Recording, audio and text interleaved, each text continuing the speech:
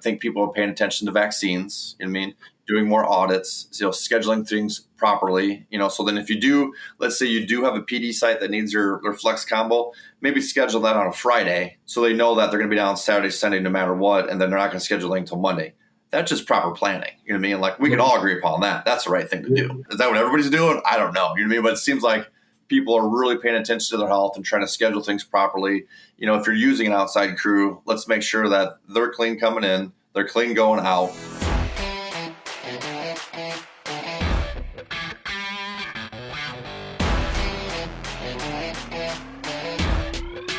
Welcome to the Swine Health Blackbelt Podcast, the latest swine health research digested for you. My name is Dr. Clayton Johnson. I am the host of the podcast.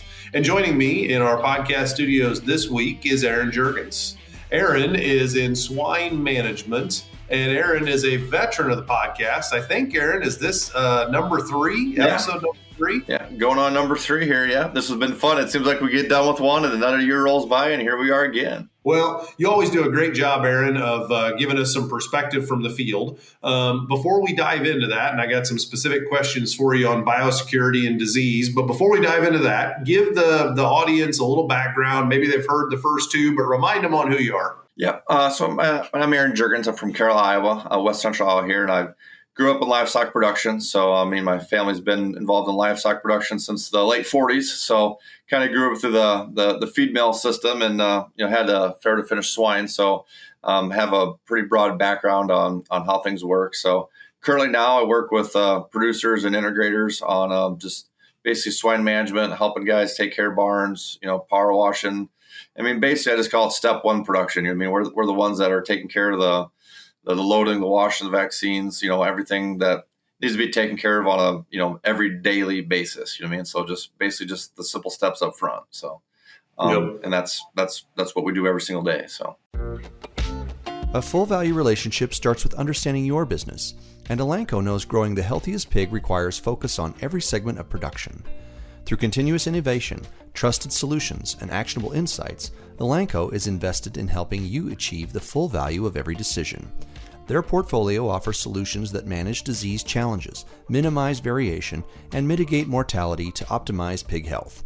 Get full value from start to finish with Elanco. You get a ton of credibility because you will help producers with whatever it is they need help with, right? So if you're covering managed spaces for them, you're taking care of the pigs. I presume you're doing all the vaccinations and all the barn washing, but you'll also provide crews for people that maybe want to outsource the barn washing, outsource the vaccination, the loading of the pigs, all that sort of stuff. Is that a fair way to look at it? Yep. And we work with a lot of people. We don't do a lot of advertising, but we work with a lot of integrators. Or if somebody runs into a jam, or just, as people get older and want to retire, we take on a lot of responsibilities. And, as people want to grow other parts of their business, this is maybe something they can give up to somebody that's, trusted and make it work. And, we have enough crews to make things work. And we're stretched out pretty much all throughout most of the state, so we can cover about anything, anywhere. So, but it's been a good relationship, and it's working with the integrator, the barn owner, and then, just every part of it makes what it takes to make it work. So. Aaron, you've got such a unique perspective on biosecurity. I think that's what we want to share with the audience. You get to see the results of biosecurity at sow farms because you got pigs coming in with a health status, right? You also get to see the results of finishing disease outbreaks if you got to go in and help somebody with a cleanup because they had PED last turn or a hot strain of PRRS, something like that. We've had some folks on the podcast, Aaron, the last couple of weeks that have told us that if you've had disease, you're not happy. But the reality is, percentage-wise, we've had a pretty good winter for disease. We've had a lower percentage of PRRS and PED than what we've typically had. Does that match with what you guys are seeing in the field? Yeah, and it's been like I said, we've had a warmer winter, it's all not cookie cutter, some of the parts of the United States get a little different than we did here in Western Iowa, but I'd say just with the calls I've seen, there has been lower mortality and health challenges throughout the systems. It appears. So we've had less cleanups, and I think that all comes back to the point from there's been a lot of prevention steps taken going forward too, and I think from my perspective, as guys have grown over the last 4, 5, 6, even the last decade, it's been kind of, everybody's been kind of growing. I think everybody kind of sees what they have now, and people are kind of focusing back on what they have and just organizing things to make sure things are correct from day one. And that you've really seen the organization pay out throughout multiple systems. So have you seen any change in that growth piece? I mean, as pigs have become a little bit more profitable here the last couple of months, we've finally changed the curve of the tough last couple of years we've been in. Have you seen any new barns getting built, or is the feedback you're getting that this is still going to be a pretty slow year? It's going to be a pretty slow year. There's not, I've talked to a couple of realtors and a couple, people that are kind of moving some stuff around. There's not anything new getting built, just maybe some select stuff, maybe some GDUs, or just some people that have to do something internally. But most of the things that are going on are just existing good barns being moved around. There's been a lot of storm damage too. I mean, there's, a lot of barns getting rebuilt. There's 2 of mine that I work with in the county that got blown over by tornadoes in the last 6 months. So they're brand new barns, you know what I mean? So it's not any growth in the system.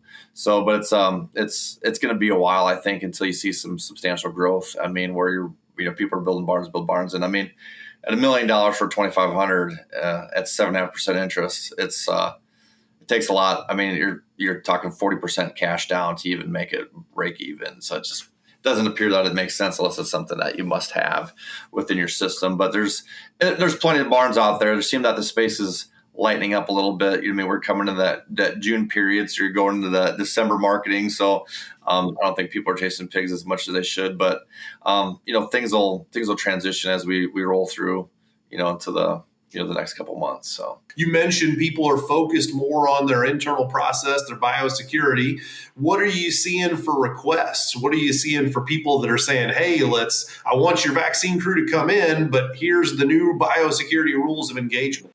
Yeah, the people I've been talking to, it's instead of just, hey, here's these pigs that need vaccine, it's just there's more paying attention to where people are going and how they're doing it. So, I mean, across multiple systems, it's like they want to know, they want, the request I've been getting is they want the vaccine crew to be at one farm per day and then have downtime of a day. You know what I mean? So unless they, prior approve it through their biosecurity people to make sure things are good, which I'm fine with. And I want to do that because it's like you want everything to work. You know what I mean? So I think people are paying attention to vaccines. You know what I mean? Doing more audits, scheduling things properly. So then if you do, let's say you do have a PD site that needs their flex combo, maybe schedule that on a Friday. So they know that they're going to be down Saturday, Sunday, no matter what, and then they're not going to schedule it until Monday. That's just proper planning. You know what I mean? Like we can all agree upon that. That's the right thing to do. You know what I mean? So and then maybe your super healthy pigs, you can schedule them Monday, Tuesday, Wednesday. You know what I mean? It seems like people are kind of, we all talk about it. It seems like the right thing to do, but is it really happening? You know what I mean? Yeah. So just like, you know what I mean? Like, is that what everybody's doing? I don't know. You know what I mean? But it seems like people are really paying attention to their health and trying to schedule things properly. If you're using an outside crew, let's make sure that they're clean coming in, they're clean going out. Whether they're not going to one of your sites next, it's still like, let's make sure they're clean going out. I had a guy call me yesterday. He said, hey, just wash your truck before you get there, park across the road, booty up, come in, shower, he wanted me to take all the extra steps just to come in.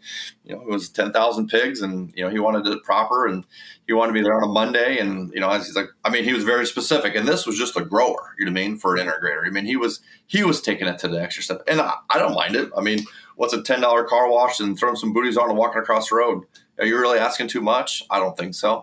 So, but his comment was, he's like, this is the best pigs I had, Aaron. And he's like, if I got to pay an extra $20 to continue to make them the best pigs, I'm going to do it. So money well spent. Yeah. And it's like, and it's nice when you see buy-in from people too. You know what I mean? Cause it's like, it gets me to push my people too, to say, hey, this is what we're doing. So then they know what to do. So and then when you show up to the site, they just want a body, showered in, clean equipment on the site.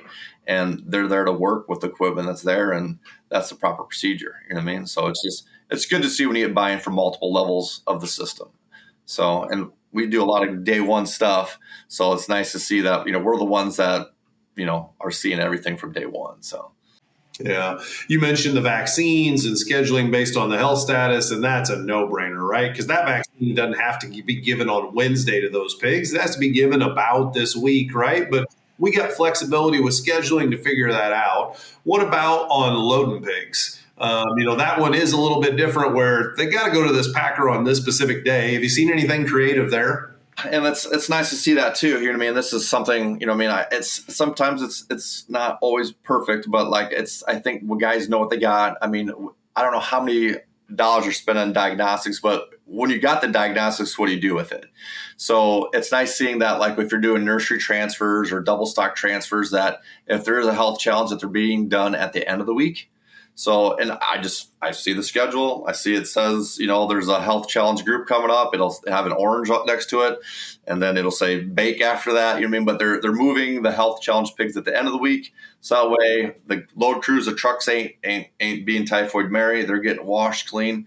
And hey, if they're sitting for an extra day or hauling some cattle this weekend, it's better than going back to the nursery. That's going to go back to the farrowing farm on Wednesday in the middle of the week. You know what I mean? So we're just, even at the packers, you know what I mean, those guys get an extra time to clean up. So whether there's, the nursery pigs or the finishing pigs, getting them seeing them scheduled at the end of the week it just seems like that's the right steps that are being taken. You know what I mean? So just for the whole industry, not even just for an integrator's, top-down process. It just seems like people are just kind of seeing what they got and then scheduling things properly. So, and it's good to see that. So, Salmonella presents significant challenges to pig health and performance and poses food safety risks to humans.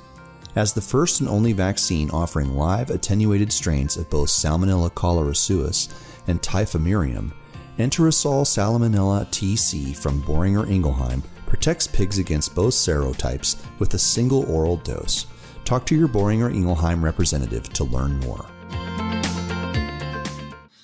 Well, you've got a unique view on the industry because you get to see the outcomes of biosecurity, good and bad, right? You see pigs get sick, you see pigs stay healthy, but there's a lot of folks probably that they see the biosecurity investment, they see the money they're spending to try and coordinate with the slaughterhouse and maybe juggle some loads around that aren't ideal for weight, but to get the right health status to the right day. But it sounds like your feedback is the changes you're seeing seem to be working. You're dealing less with sick pigs, less site cleanups.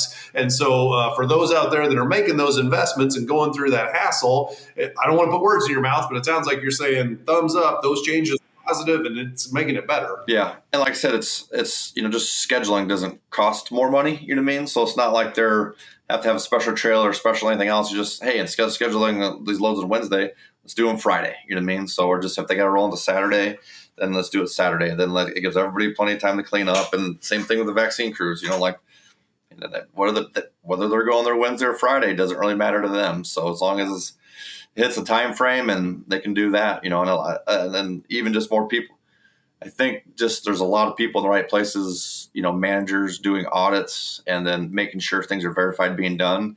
And that's why I said when these systems mature and kind of when you see people focusing on what they have, it seems like everybody's doing the right thing. You know what I mean? So it's good advice from everybody. And a lot of people are buying into making sure things are done right. So. That's awesome. Aaron, you always provide amazing insight into what's going on in the field. Can't thank you enough for coming on and giving us another update on what you're seeing for biosecurity out there in the barns. And thank you for what you're doing every day, you and your crews, to try and protect the health of the pigs you work with. Yeah, no problem. Yeah, no, it's good to go. So we'll, maybe get another update here and maybe everything will change. You know what I mean? Who knows? But no, it's good to see, you know what I mean? So maybe, get some profits out there and maybe see some growth maybe next year and see how things go. You know what I mean? So, but it's, I think it's going to be hopefully an exciting time coming up here. So. Yeah, there's an old joke. The pork industry can handle everything but success. So I'm sure out there, we'll take care of that in a hurry. Yeah, that's the truth for sure. So everybody's eager. So.